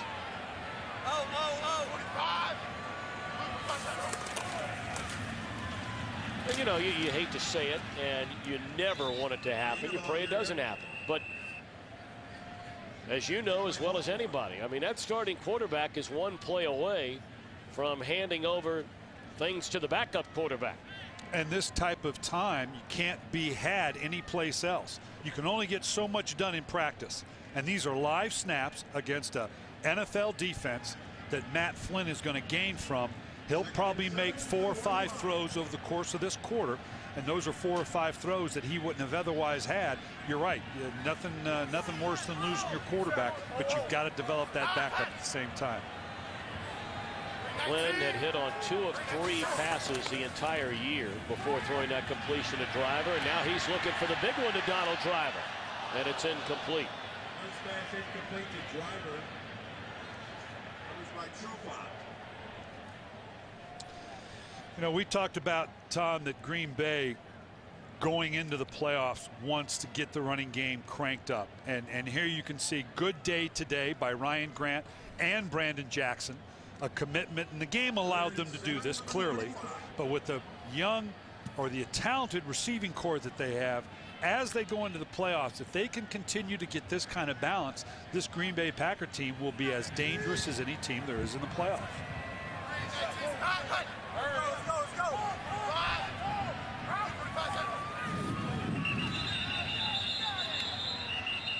Not sure they got that one off before the play clock expired. False start, number 65, offense, 5-yard penalty, still third down. Now, Brian, I got to ask you a question here about the comment you just made and the ability to run the football. When last week they pretty much said, we don't even know what running the football is in a game against the Steelers. And they rack up the big points, the big yards, but the bottom line is they get beat in a shootout because by throwing the ball all the time and all the big plays, they couldn't keep Pittsburgh's offense off the field. But they can throw the ball as well as anybody in the league. And if you can add a balanced running game to it in the right circumstance, it's an asset. The league has changed, there's no question. Flynn escapes trouble. And a first down catch by Jordy Nelson to the 43-yard line. That's a nice play by Matt Flynn. Didn't force the ball in, showed some athleticism getting out of the pocket. You can see here it begins to collapse around him. They're just going to bring in the rush from the outside from all quarters. Recognizes things are going to break down, flushes up and outside, keeps his vision down the field. And now this is just a matter of keeping the play alive. He recognizes his quarterback's in trouble. Keep moving, keep moving. Now come back and give him a target. Nice job by Jordy Nelson. Nice execution of a play by two guys that don't have a lot of time on the field together at the same time. Amon Green, a first down carry inside the 40 to the 38-yard line. You know, we've talked about it before, Tom. This is a young football team. And it's got to have, again, we talked about the job that Ted Thompson and Mike McCarthy have done. Look at, and these are good football. Aaron Rodgers playing as well as anybody in the game. Jennings, the young emerging tight end in Finley. We've already talked about the unheralded Ryan Grant. These guys are they're going to be together for a long time. So the Green Bay Packers have every expectation to be a playoff team, not only this year, but in the foreseeable future for a good long time.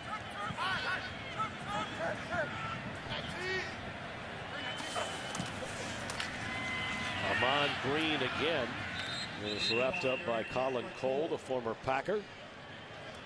I mean, it's 4 years running. They've been among the youngest, if not the youngest team in the National Football League. Well, in this, you can see here where they ranked. It goes back to our conversation when they made the decision to go with Aaron Rodgers and let Brett Favre leave the organization. They knew the course they were on. They knew how young a team they were and what they were building for the future. Packers 8 of 12 on third down today. This is 3rd and 4.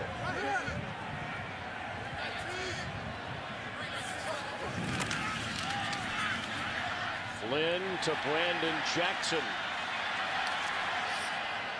And he's very close to a first down depending on the spot. And I'm not sure you don't go for it here. And you know, in our conversation with Mike McCarthy yesterday, he said, look, we asked him about his kicker. In Mason Crosby, he had a 34-yard miss against Pittsburgh last week. He's missed a kick in 4 straight games.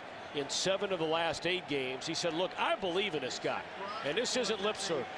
And he said, if I've got to kick a field goal tomorrow, I'm going to kick a field goal. And that may be what this is about. This is a long one. You might have been a case to go for it, but this may be a chance to give his kicker a little confidence coming in. There's confidence. 41-3 after that 52-yard field goal by Mason Crosby. Well, when they knew it was 4th and 1, we were watching Mike McCarthy on the sideline. And he looked at Mason Crosby, said, get out there, was pumping his fist, clapping his hands, said, go make one. We need you. And that's exactly the mentality, because going down the way, and when they get into the playoffs, they may need him. So it is a matter of building up the confidence and the ego of some of your players. And that's just good coaching, knowing that every member of this 53-man roster is going to be called on at some point during the course of this playoff run. And Crosby hammers one 2 yards deep in the end zone that Rankin will bring out. Unwisely so, dropped at the 15. 41-3 with just under 11 minutes to play. Been a rough first year as head coach for the Seahawks for Jim Mora.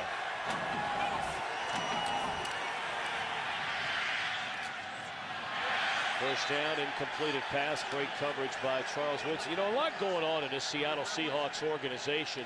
After so many years of stability when Mike Holmgren was there, he leaves at the end of last season as head coach. Tim Ruskell, their general manager, recently resigned. There was talk about Holmgren coming back to the organization. Of course, he wound up going to Cleveland. And now I think questions abound as to, what is the future of this entire organization under the ownership of co-Microsoft founder Paul Allen.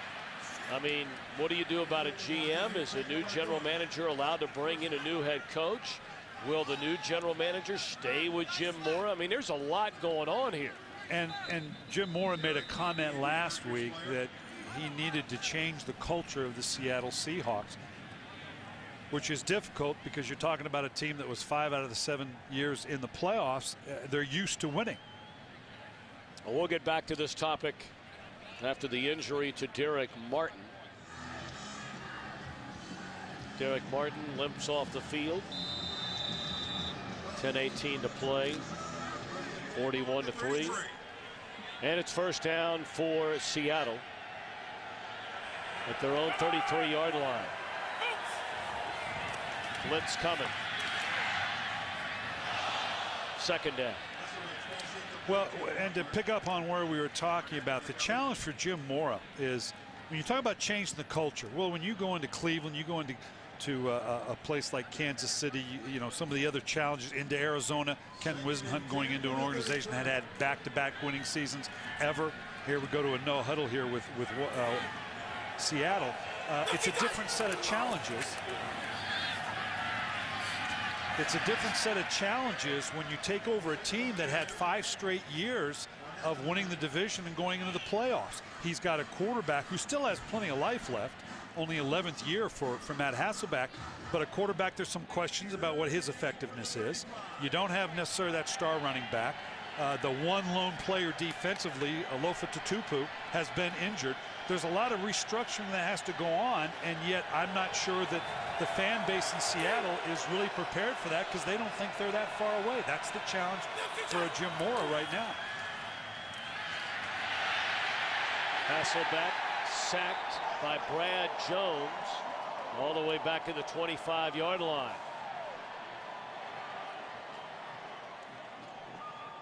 And then there's the additional challenge for Seattle in the whole Mike Holmgren saga here. And here you can just see the pressure coming off the edge here on Hasselbeck. Again, this is twice now on a 3-step drop. He's had to hold the ball. If on a 3-step you don't have an immediate outlet, you got to get rid of the ball because it's just going to collapse around you. But the whole Mike Holmgren saga, does he come back, doesn't he come back? This is a guy that's been very successful for this organization. Just a lot of things going on in Seattle right now. That punt was blocked. Just under 9 minutes to play here at Lambeau Field in Green Bay, and the Packers are 8 minutes and 58 seconds away from officially being part of the playoff picture. A Packers win and either a Giants or Dallas loss puts Green Bay in the playoffs, and the Giants are getting hammered at home by Carolina. Brandon Jackson for a yard. Now this is the kind of dilemma that a Jim Mora has right now when you're going through what you're going through right now. I don't know what this conversation's about, but it's probably not a good one. TJ Houshmandzadeh obviously not happy with what's going on. Every aspect of your team members, your ownership, your organization, questioning, are we doing the right thing? Should we do something else? That's the dilemma for Jim Mora that's going to be his challenge not only next week, but for this offseason and going forward.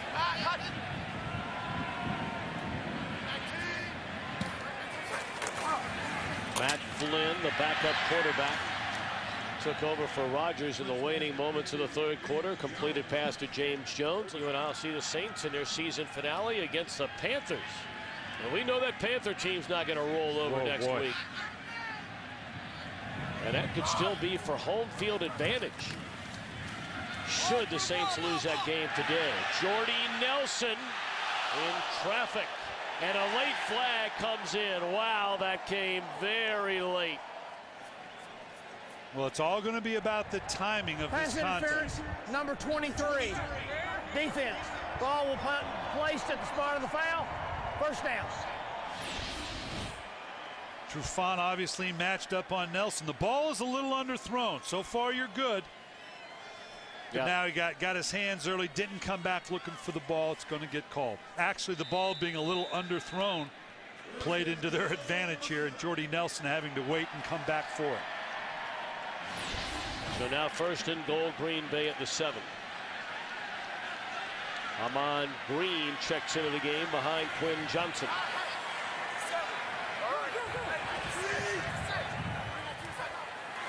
And Amon Green gets a football and picks up a yard. Cole making the stop. And we're seeing for Green Bay, not only have they taken Aaron Rodgers out, you're seeing some other subtle substitutions. Jermichael Finley, the up-and-coming young tight end, is out of the game. Spencer Havener's coming in to do the same role that he has. Up front. They've put James Jones in at wide receiver, so they're very cognizant of the fact they're on the way to the playoffs, and they're going to rest and make sure their players stay as healthy as possible going into the playoffs. T.J. Lang in at left tackle. Evan Dietrich Smith in at center, and is that a touchdown? It is a touchdown for Amon Green.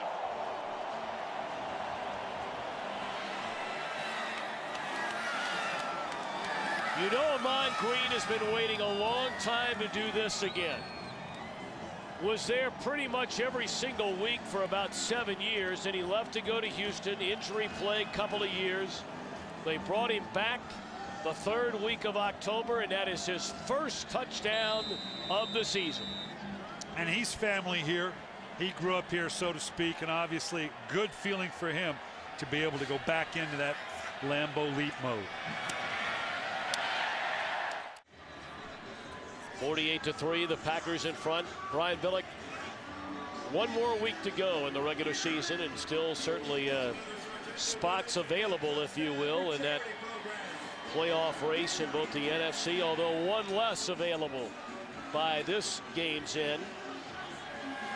Packers will secure a wild card spot.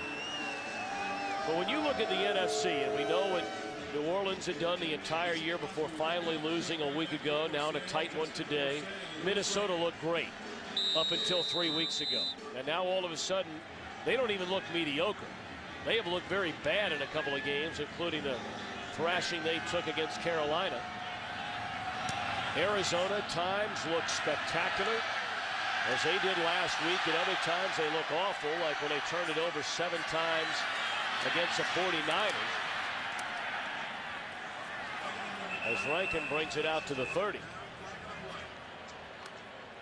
There is a penalty flag down.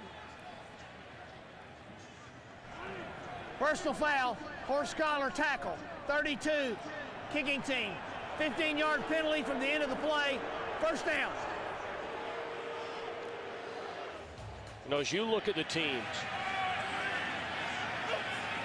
including the likes of Philadelphia, perhaps the Dallas Cowboys. I mean, do you see, I'm not going to ask you for one front runner, but are there 2 teams going into the playoffs that you say to yourself, I don't want to play either one of those teams? Well, you mentioned it earlier. Everybody's kind of shown their blemishes. Everybody's had a nice little run. Boy, they look like they're going to be the team to beat, and then all of a sudden something steps up and surprises you, like the game today that we see that New Orleans is playing against Tampa Bay. So I'm interested in seeing how the Dallas Cowboys play to finish the season. Tonight against Washington. And then next week, obviously, a big game for them as well. They showed some signs, particularly last week, that were very impressive. And I think they're a team that you could worry about in the playoffs. Believe me, New Orleans is pretty good. You can't just dismiss them. And I'm not ready to dismiss the Minnesota Vikings either. So it's going to be a very, very competitive NFC field. Bushman-Zada. So overtime it is in a big easy. Julius Jones a catch out of the backfield, and A.J. Hawk runs him out of bounds. That's a first down to the 19. An interesting team to me is the Arizona Cardinals, Tom. When they're playing well, when Kurt Warner is in a rhythm and starts fast, boy, they can look unbelievable because they've got rhythm, they've got explosiveness, that defense. But then, like all these other teams, all of a sudden it doesn't take much. They get knocked off kilter and they look terrible. But they're a team that could be very interesting in the playoffs, I think. You know, the one thing about the NFC playoffs, unlike the AFC, is that one is laid off for Julius Jones, is because of where the top teams are right now and where they probably will be in a week and a half from now. It doesn't look as though weather is going to be a huge factor in the NFC playoffs at all. No, you know, when we were talking to Aaron Rodgers, what he said, you know, here he's in Green Bay and he's going, notwithstanding how it turns out and if Philadelphia's in, he goes, let me get this right. You're worried about if I have to go into a dome in Minnesota, in New Orleans, in Dallas, in Arizona. You know what? That sounds pretty good to me, even if it's on the road. And for the first time in 3 weeks, the Seahawks have scored a touchdown in the second half of the game. John Carlson, the touchdown reception, 19 yards for Matt Hasselbeck. And this is a connection with John Carlson that has not taken place with the frequency that it did last year. This guy exploded onto the scene. Young man coming out of Notre Dame, hasn't, like this Seahawk team, hasn't quite had the follow-up year that a lot of people anticipated. Murray the point after, making it 48-10, 4:15 left. This is just a corner route by right here. You see Carlson coming off the line, works his way into the corner. Nice air by Hasselbeck, dropping the ball in. And again, Carlson, one of the young, good-looking tight ends in this league, and someone they're going to count on going forward as we talk about the maturation of the Seattle Seahawks team and where they're going to go. So where Cincinnati with 1:37 has just gone ahead of Kansas City 17-10. If the Bengals win that game, they are champions of the AFC North. Baltimore, meanwhile, starting play a game back of the Bengals, has just fallen behind 23-20 at Pittsburgh. Ravens still trying to get in as a wild card. Yeah, and you knew it was going to come down to the outcome of that Pittsburgh-Baltimore game. And Pittsburgh, if they can win, even though they went on a 5-game losing streak, big win against the Green Bay Packers last week, and if they can hold off on the Baltimore Ravens, they're very much alive. Charles Woodson will bring this one back, and he'll just run out of bounds. There's no sense in him taking a hard hit. All right, let's jump over to the AFC. Yeah, this is a little more complicated here. And weather will be a factor in the AFC. Now, if every game's played in Indianapolis, once you get near the end, you're inside.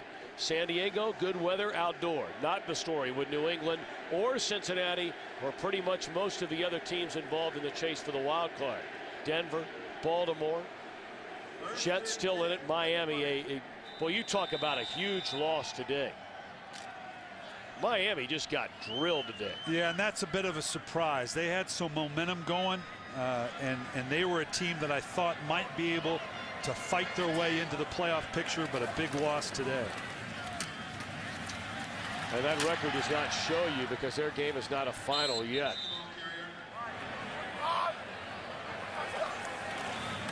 Brandon Jackson, the 3-touchdown game today. He'll carry on second down. Well, what a difference a week makes if you're a member of the Packer defense. I mean, they were lit up by Ben Roethlisberger and the Steelers.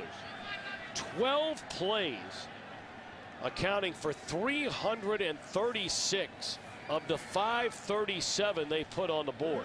And then you look at today.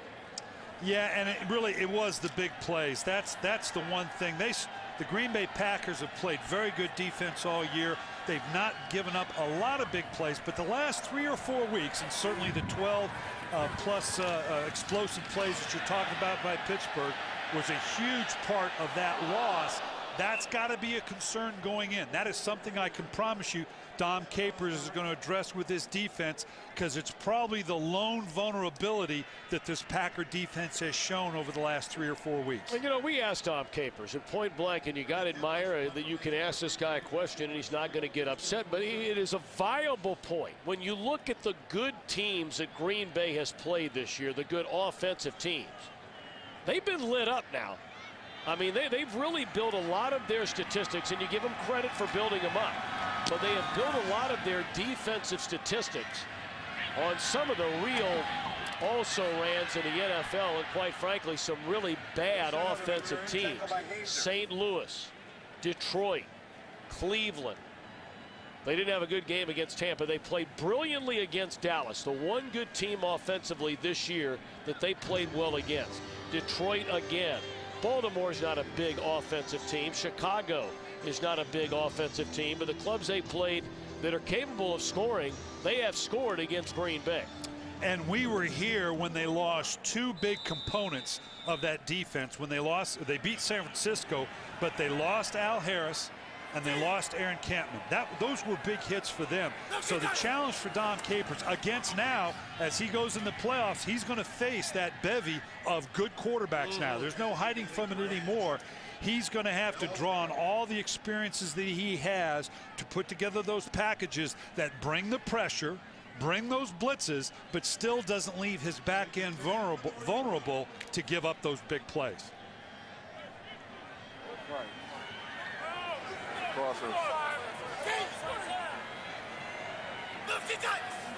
Hasselbeck still in there, going to hand it off on second down. Forsett inside the 40 to the 38. Well, Hasselbeck trying to hurry his team to the line of scrimmage before we reach a 2-minute warning. And he's not going to get a play off. Be a lot of celebrating going on in Green Bay, Wisconsin tonight. The Giants have already lost 41-9 to the Carolina Panthers. You couple that with a Green Bay win here, and the Packers are on their way to the playoffs.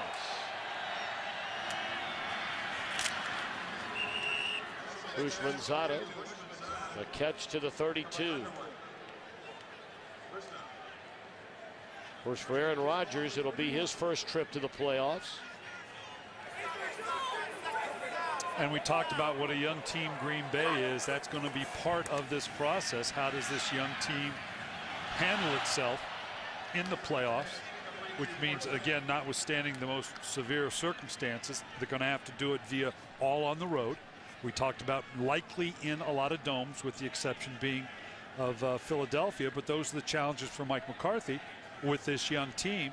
But he's got some key veterans that have been in the playoffs, like a Charles Woodson, like a Driver. These guys have been around and are going to be able to mentor the young guys as to this is how the temperament changes when we get into the playoffs.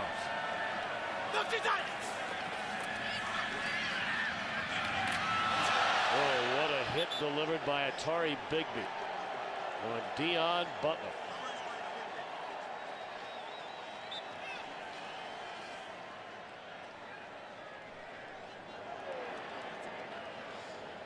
Mike McCarthy's enjoying himself right now. I know he's on the way to the playoffs, but I can tell you right now, look in his eyes, he's already thinking about how am I going to handle next week.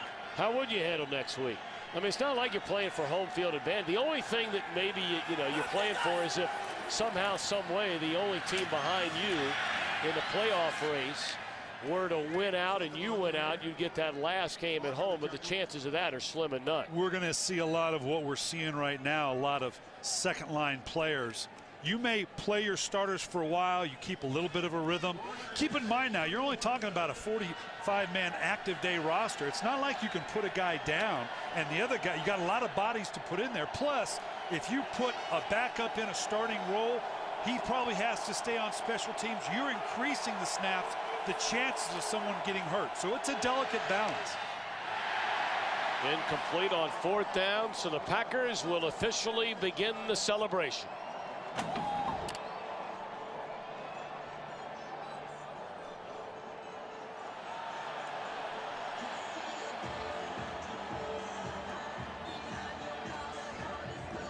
Talked about Carolina beating up the Giants.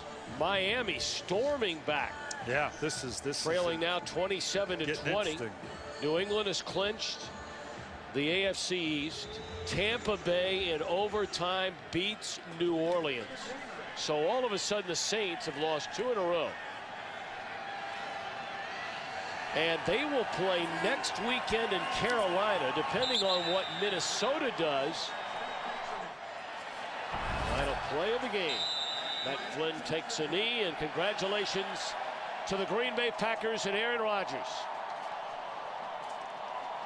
Clinching an NFC playoff berth with a 48-10 win today over Seattle, coupled with the Giants' loss to the Carolina Panthers.